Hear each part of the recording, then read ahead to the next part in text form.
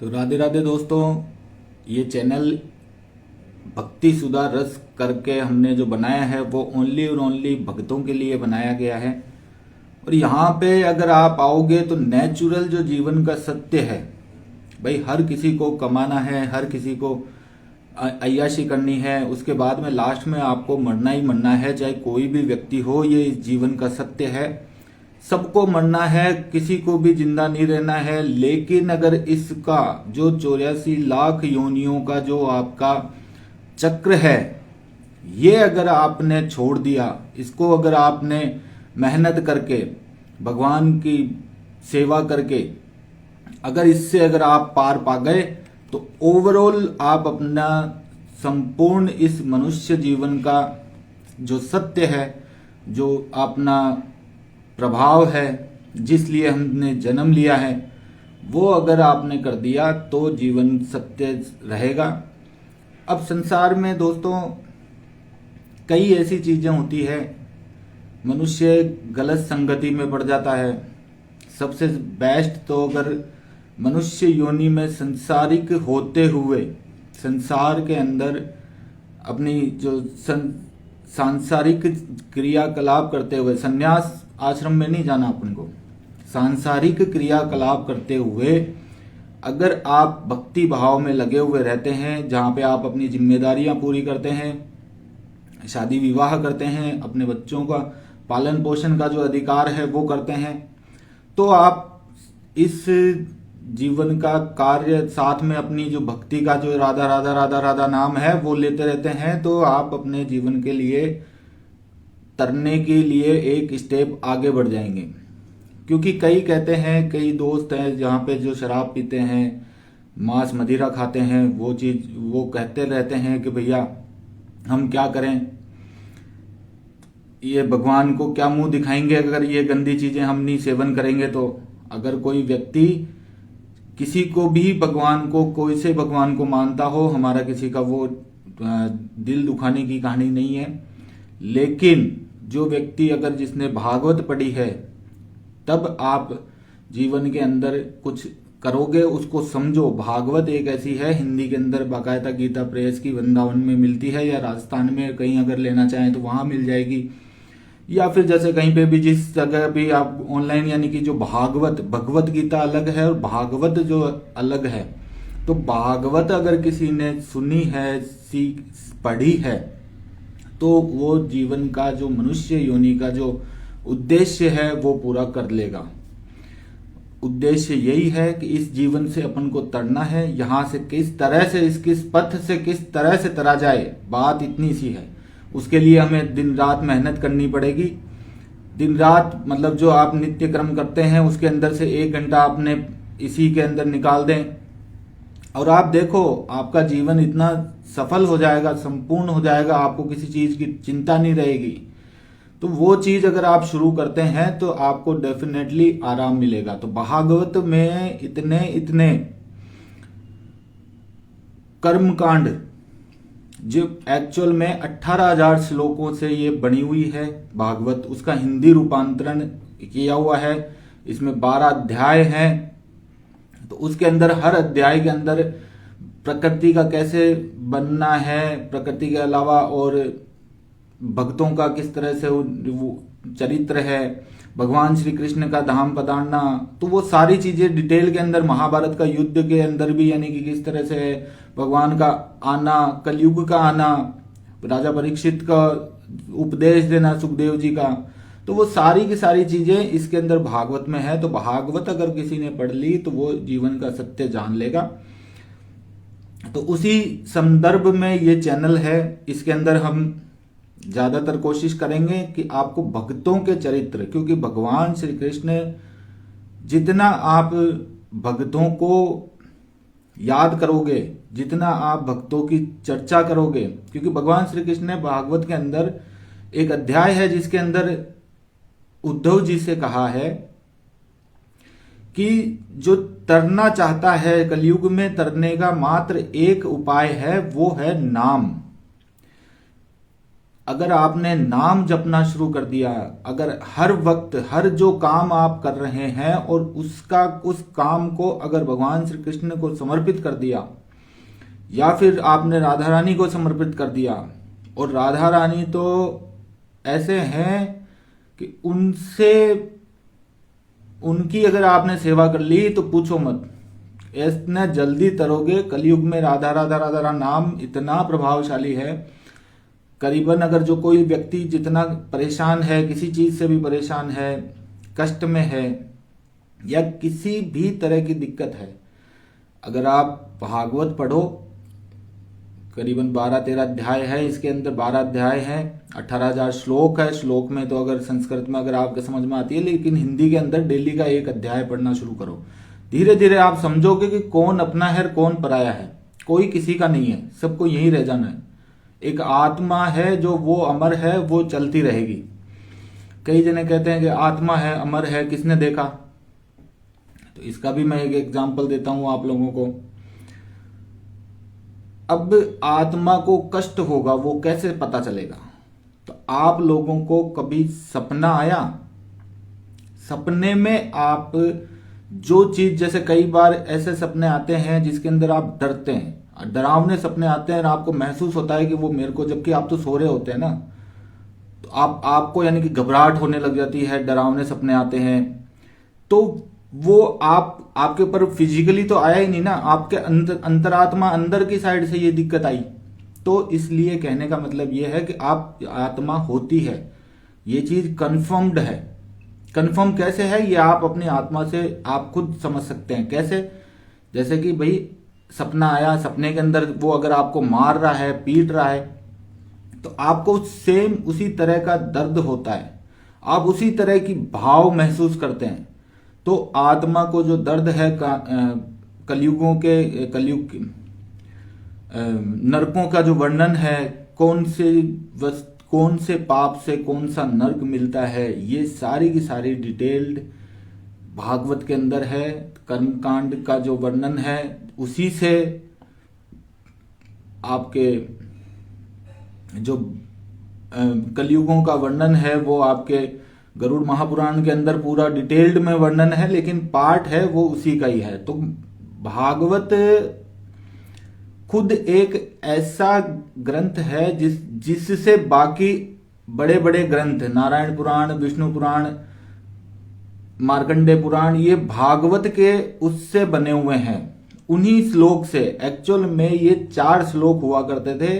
जब भगवान परम ब्रह्म ने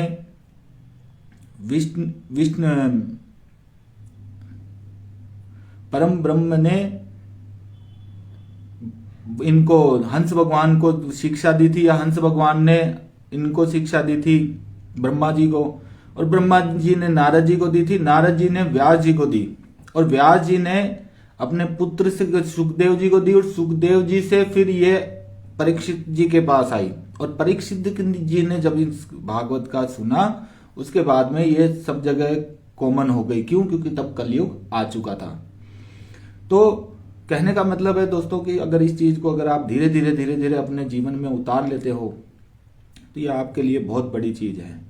तो पॉइंट क्या है कि नाम जप, भगवान श्री कृष्ण ने उद्धव जी से यही कहा था कि नाम जप करेगा, मेरा संकीर्तन करेगा, मेरे लोगों की संगति करेगा, तो वो व्यक्ति मुझ में समा जाएगा, मुझ में प्राप्त हो जाएगा। तो ये जो जीवन मरण का जो चक्कर है वो आप इससे दूर हो जाओगे। तो इसीलिए आज हम आपके साथ में हैं। इसी तरह के आपको भक्तों के चरित्र यहाँ पे पढ़ के सुनाए जाएंगे ताकि आप इससे आनंदित हो सकें, और एटलीस्ट इसी बहाने आप अपने कानों में प्लस अपने कोई कानों में शब्द पढ़ते हैं तो आप उसका भी यानी कि आपका स्मरण करते हैं तो आपका बहुत भला होगा, क्योंकि उससे भी पाप नष्ट होते हैं। और धीरे आने वाले टाइम में भागवत का एक एक अध्याय इस चैनल पे आपको यहाँ पे दिया जाएगा। तो भक्तों का है चरित्र, एक है मेरे पास भक्तमाल है, 9 भक्तमाल। तो ये राजस्थान के भक्तों के ऊपर है, पूरे के पूरे राजस्थान के भगत हैं इसके अंदर। और इस तरह के भगत हैं, मीराबाई जैसे हुए, सवाई जय सिंह है, जगत सिंह जी, राजा जोधपुर के राजा जगत सिंह जी हैं। तो खूब यानी कि राजा लोगों ने भी यहाँ पे इसमें भक्ति की है। तो उन्हीं के हिसाब से हम फूलीबाई, भक्तमती फूलीबाई का चरित्र यहाँ पे पढ़ेंगे। तो ये बात है माजवास गांव जोधपुर की। तो माजवास गांव जोधपुर में महाराजा जसवंत सिंह जी अपने समय के सर्वाधिक प्रभावशाली हिंदू राजा थे। वे एक उच्च कोटि साहित्यकार और तत्वज्ञानी भी थे। मतलब वो साहित्यकार भी थे और लोगों की पहचान, तत्व से रिलेटेड ज्ञान भी उनमें था। उन्हीं के शासनकाल में फूलीबाई का जन्म हुआ और उनसे मुलाकात भी हुई। किस तरह की वो मुलाकात रही? तो फूलीबाई एक जाट कृषक की कन्या थी। मारवाड़ के एक छोटे से गांव में जन्मी थी। नाना के घर माजवास नामक गांव में पली बड़ी थी। उसका अधिकांश समय खेतों में बीतता था। ब्रह्म जगत की चकाचौंध और उसके विषाक्त वातावरण ने उसे स्पर्श नहीं किया। जो विषाक्त वातावरण मतलब गंदा वातावरण ने उसको स्पर्श नहीं किया, वो उसके अंदर ढली नहीं, लेकिन भगवान श्री कृष्ण से वो जुड़ी रही।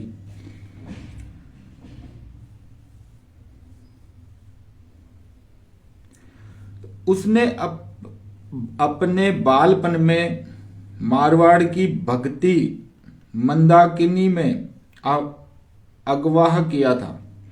मीरा के भजन उसे बहुत प्रिय थे।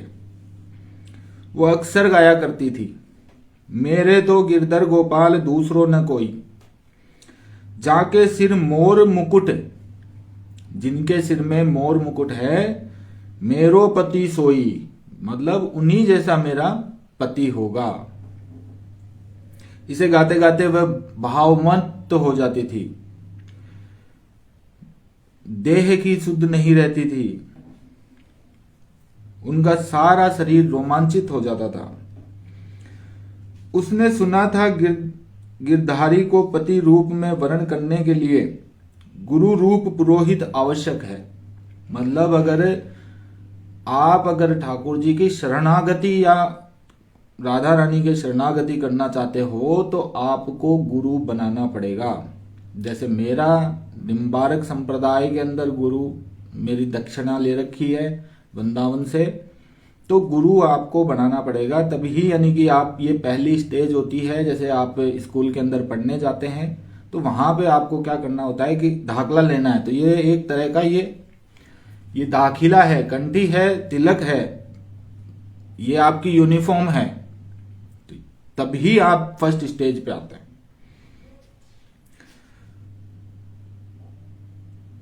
तो उन्होंने भी सुना था कि कोई पुरोहित हो, कोई पंडित हो, वही यानी कि हमारे ठाकुर जी से गठबंधन करा सकता है। तो वही गिरधारी से उनका गठबंधन करा सकता है। वह गुरु के लिए उत्कंठित रहने लगी, गुरु को ढूंढती रही। अंतर्यामी प्रभु ने उसकी मनोकामना पूरी की। एक दिन जब वह खेत की ओर जा रही थी, नाना के लिए भोजन लेकर कहीं से आ निकले ब्रह्मांड ग्राम के प्रसिद्ध संत ज्ञानी। तो ज्ञानी जी की सूक्ष्म दृष्टि के सामने फूलीबाई का आध्यात्मिक स्वरूप झलक गया। उन्होंने उसके अंतर की सब बात जान ली। तो ज्ञानी जी हैं, गुरुदेव तो सारे ज्ञानी होते हैं, तो उन्होंने सारी बात जान ली। वे उस पर कृपा करने के उद्देश्य से बोले, भाई मैं भूखा हूं, मुझे कुछ खिला दो। फूलीबाई ने भोजन ज्ञानी जी को सामने रख कर श्रद्धा पूर्वक सिर झुका दिया। जो भी नाना के लिए लेके जा रही थी वो उनको दे दिया। ज्ञानी जी ने भोजन करने के पश्चात अपने परिवार उसके सिर पर हाथ फेरा और राम नाम का उपदेश दिया। वह राम नाम को गुरु मंत्र रूप में प्राप्त कर धन्य हुई उसका हृदय जिससे खोज रहा था वह उसे मिल गया। ज्ञानी जी को उसने अपने गुरु मान लिया। उनकी बताई विद्या के अनुसार वह राम नाम का जप करने लगी। उसके आध्यात्मिक जीवन में दिनों दिन उन्नति होने लगी, क्योंकि जो प्रैक्टिस है वो अगर हम करेंगे तब ही यानी कि आप इस लाइन में पढ़ोगे। अगर नित्यनेम है जो 1 घंटा अपन को पढ़ना है, वो नाम जो आपको गुरु मंत्र से दिया गया है, वो एक जो अध्याय है वो करत जो तब ही यानी कि हमें उसी के अंदर आगे बढ़ते रहेंगे। तो जैसे अगर एक रस्सी है, रस्सी पत्थर से मोटी थोड़ी होती है, लेकिन रस्सी अगर उस जो पहले कुओं के ऊपर एक गोल सा रहता है, तो उसके ऊपर से घस यूं पानी खींचने के लिए वो निकलती थी, तो वो रस्सी नीचे जाती थी फिर वापस ऊपर आती थी, तो वो घस घस के उसने पत्थर को एक काट दिया। तो करत करत अभ्यास से जड़मति होत सुजान, रसरी आवत जात है सील पड़त निशान। तो सील जो पत्थर है उस पे भी यानी कि रस्सी से यानी कि निशान पड़ जाते हैं। तो अपने प्रैक्टिस करनी पड़ेगी। तो फूलीबाई अब विवाह योग्य हो गई थी, तो उनके नाना उनके लिए वर खोजने लगे, पर उनकी इसमें रुचि नहीं थी। वह नाना के निसंकोच कह देती, नाना मैं विवाह नहीं करूंगी। नाना समझते कि लड़की ऐसे कहा करती है, शर्मिली है, तो ऐसे तो कहते ही हैं, पर कभी कभी वे यह देखकर चिंतित हो उठते कि उसका विषयों में मन हटता जा रहा है और भाव भजन में आवेश बढ़ता जा रहा है। मतलब विषयों में, मतलब अच्छा पहनना, अच्छा दिखना, मेकअप करना, बढ़िया कपड़े पहनना, खाना पीना, कोई स्वादिष्ट चीज खाना, तो ये कहलाते हैं आपके विषय भोग। तो ये इससे तो उनका मन हटने लग गया और भक्ति भाव में उनका भक्ति भाव के अंदर ये चीज इनका भाव बढ़ने लगा। तो भक्ति भाव में जैसे आपने कहीं किसी चीज को सुना, तो सुन के आप उसमें लीन हो गए, ठाकुर जी की कहीं कथा चल रही है वहां जाके बैठ गए, गुमसुम हो गए, तो वो चीज उनके साथ होने लगी। उन्होंने सोचा कि यदि इसका विवाह कर दें तो हो सकता है कि ये विषय भोग के अंदर वापस आ जाए और अपना जीवन सही करे। लेकिन शायद वो भजनावेश इतना बढ़ गया था कि वह सचमुच विवाह न करें और सन्यासिनी हो गई तो क्या करेंगे। उन्होंने चुपचाप उसकी सगाई कर दी और बारात भी आ गई। फूली यह सुनकर मृगनी की तरह भीत और चकित, पर वह अपने संकल्प में हिमालय की तरह दृढ़ थी। अब किसी को बताए नहीं और वो काम हो रहा हो तो फिर वो चकित और चिंतित तो हो ही जाते हैं। चाहे जो हो मैं विवाह नहीं करूंगी, उनके ये शब्द थे, ये कहे उन्होंने कि चाहे जो हो मैं विवाह नहीं करूंगी। नाना ने फूली को विवाह योग्य ठीक समझा था, पर किससे विवाह योग्य? विवाह योग्य तो ठीक समझा था, लेकिन किससे विवाह करने योग्य ठीक समझा था? वो तो ठाकुर जी की होली थी। यह समझने में भूल की थी। वह संत कृपा और अपनी साधना के परिणाम स्वरूप गिरधर से विवाह योग्य हो चली थी। उन्हें विश्वास था गिरधर उसका पाणी ग्रहण अवश्य करेंगे। अपनी ओर से तो वह गिरधारी की तभी हो चुकी थी जब उसने उन्हें वरण करने का संकल्प किया था। उनकी एकांत शरण ग्रहण की थी। वह क्या अब कुंवारी रह गई थी?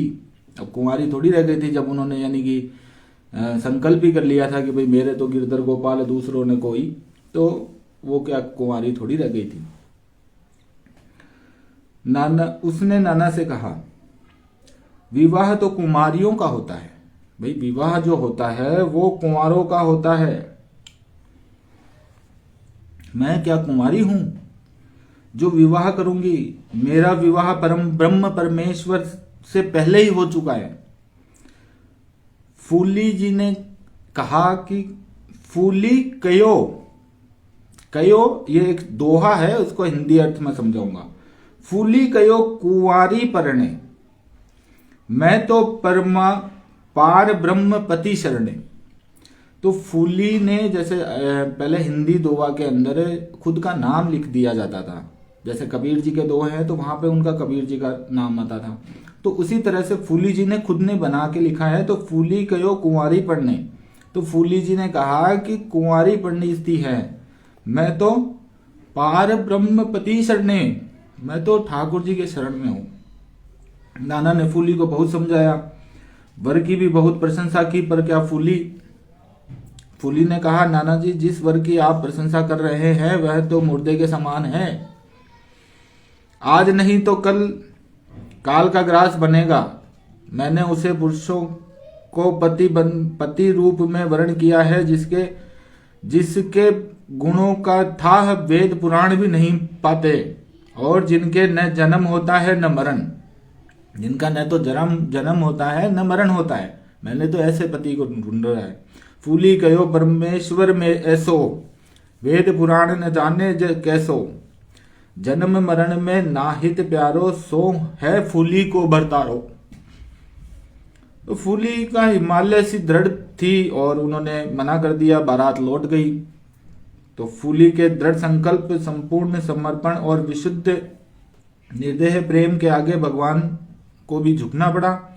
उन्हें सच्चे पति के रूप में उस पर कृपा करने में देर न लगी, वह पति रूप में उन्हें प्राप्त कर धन्य हुई। अब उनके लिए उनके स्मरण, चिंतन, गान, कीर्तन के सिवा और कोई काम न रहा। प्रभु प्रेम में पगा माजवासी ग्राम की जाटनी, खेतहीन अशिक्षित महिला की कीर्ति चारों ओर बढ़ने लगी। अगर आपने शुरुआत कर दी, आपको कोई नहीं जानता, लेकिन जिस दिन आपने अच्छे कर्म कर लिए और करने शुरू कर दिए तो लोग बाग आके आपकी पहचान करना शुरू कर देंगे। तो ये कीर्ति उनकी शरणागति की वजह से उनकी कीर्ति बढ़ने लगी। तो ऐसे ही कोई टोली, एक बार जब उन्होंने सत्संग के प्रभावित संतों की एक टोली घूमते घूमते काबुल पहुंची। काबुल जो देश था, जब भारत में ही हुआ करता था, अब तो अलग हो गया, तो काबुल पहुंची। उस समय महाराजा जसवंत सिंह जी भी वह संत से वहां पे गए हुए थे। महाराजा सत्संग प्रेमी थे, वो जैसे स्टार्टिंग में भी आया था कि उस टाइम के महाराजा थे, तो वो सत्संग प्रेमी थे।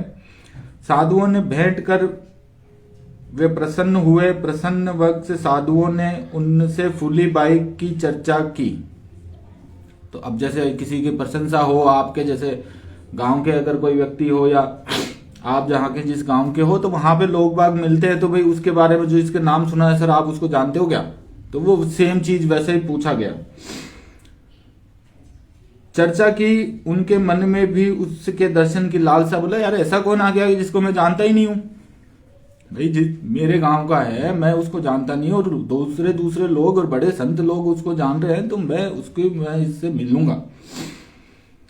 तो काबुल से लौटते समय वे जोधपुर न जाकर सीधे माजवास गांव चले गए।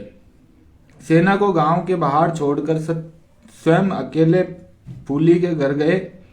फूली उस समय घर के बाहर गायों के बाड़े में जो कंडे होते हैं, उबले जो गोबर के बनते हैं, वो थाप रही थी।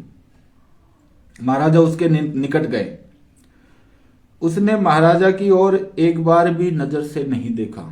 भाई आप हो, कोई बड़ा आदमी आ जाए तो यूं करने लग जाते हैं ना, वो चीज नहीं होगा। कोई महाराजा नहीं देखा, फिर अपने काम में लग गई।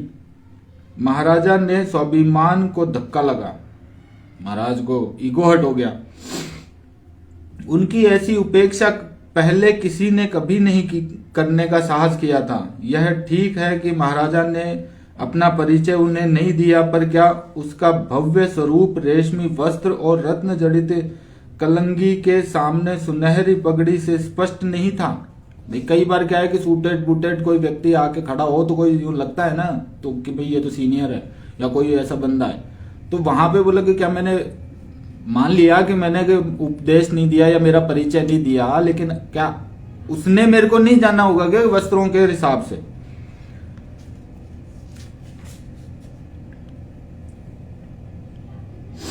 और स्वागत सत्कार के पात्र हैं, पर फूली विवश थी।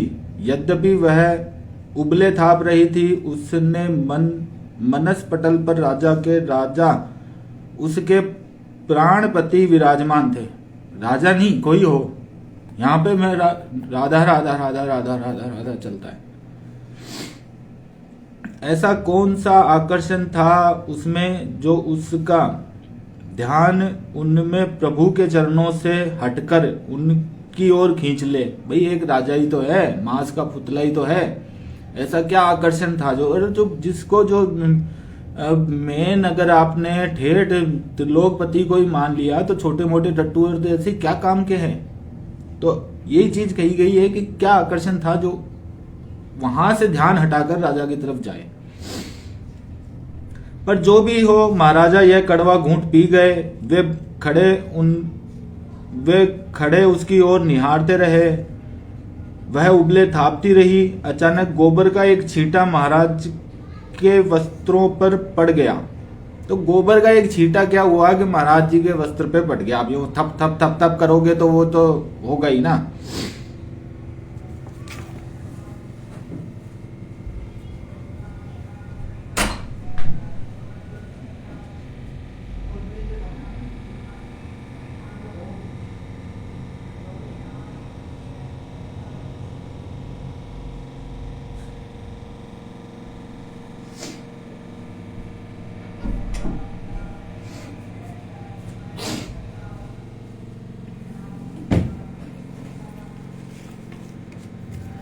तो गोबर का छींटा उनके वस्त्रों में लग गया तो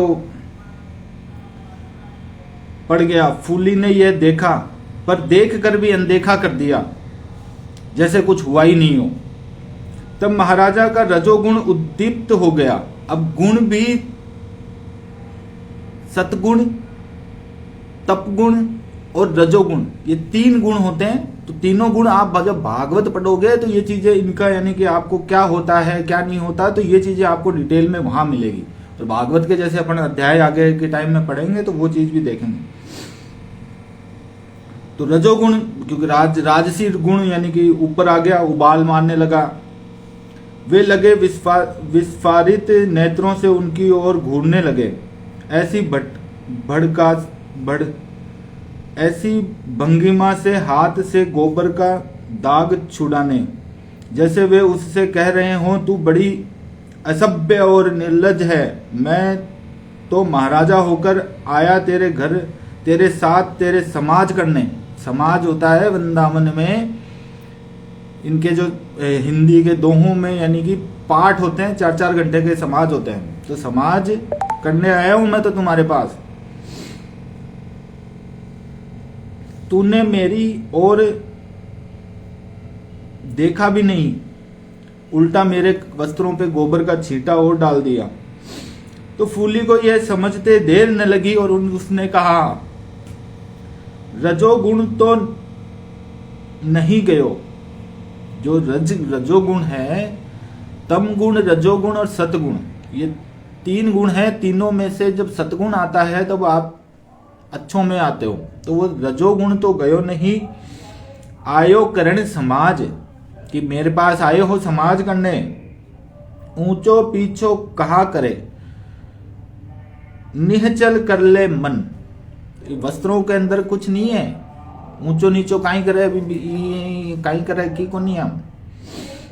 जुग्गो सिर की पागड़ी, जुग्गो जो कुर्ता होता है वो, सिर की पगड़ी, माटी मिलसी तन, और ये जो पूरा शरीर है ये मिट्टी में मिल जाएगा।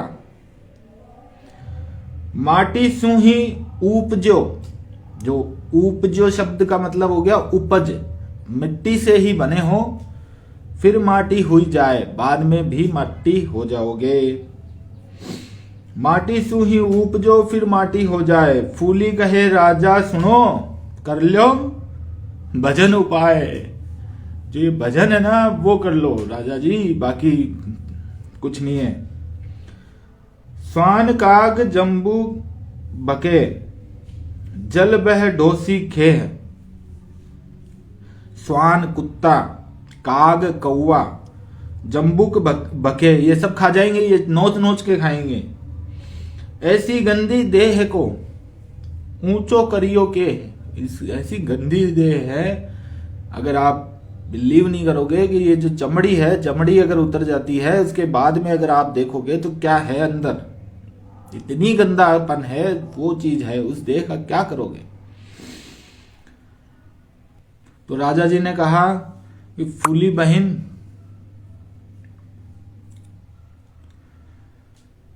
तुमने मेरा बड़ा उपकार किया है, मुझे और भी तुमसे बहुत कुछ लेना है। मैंने आज से तुम्हें अपनी धर्म बहन बना लिया है। और कहने लगे कि साथ ही उन्होंने 5 मुद्राएं, स्वर्ण मुद्राएं उसके सामने निकाल कर रख दी। महाराजा का विनम्र भाव देखकर फूली के भी भाव में परिवर्तन, क्योंकि जहां पे संतों से अगर आप जितना विनम्र होके करोगे तो शिक्षा मिलेगी, अदरवाइज नहीं मिलेगी। तो फूली जी के भी भाव स्वभाव में परिवर्तन आ गया। उसने सोचा कि वे उपेक्षा नहीं स्नेह के पात्र हैं। स्वर्ण मुद्राओं को तो देखते ही उन्होंने कहा, महाराजा यह सब कुछ नहीं, मेरा आपका तो भक्ति का संबंध है। भक्ति के संबंध से मैं आपकी बहन, आप मेरे घर आए हैं, मेरा आतिथ्य स्वीकार करें।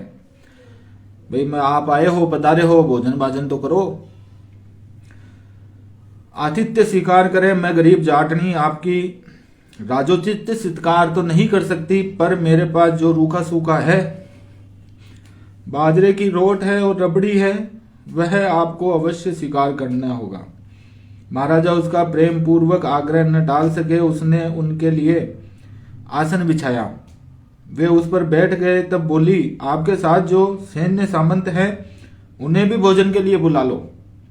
अब सैन्य सामंत महाराज जब चलते थे कोई 250, 500, 1000 से भी ज्यादा, यानी कि सैन्य सामंत साथ में चलते थे, उस टाइम की बात है, तो उनको भी बुला लो। अब तो ये क्या, उनको भी बुला लो, तो वो क्या यहां से भूखे थोड़ी जाएंगे। महाराजा विस्मित नेत्रों से उसकी ओर देखने लगे। वे कुछ कहे उससे पूर्व वह बोली, हाँ हाँ आप चिंता न करें, मेरे पास तो कुछ नहीं है, पर सारे प्रभु के भंडार से कमी नहीं है, हमारे प्रभु के भंडार में कमी नहीं है, वे सब पूरा करेंगे। फूली बहन जिस विश्वास से यह बात कही, उसे देख महाराजा चकित रह गए। उन्होंने समझा कि कोई चमत्कारिक घटना घटने वाली है आज। सेना की इशारा पर उनके साथ में पहुंच गई। सेना भी सब पंक्तियां बना के बैठ गए कि भाई ठीक है।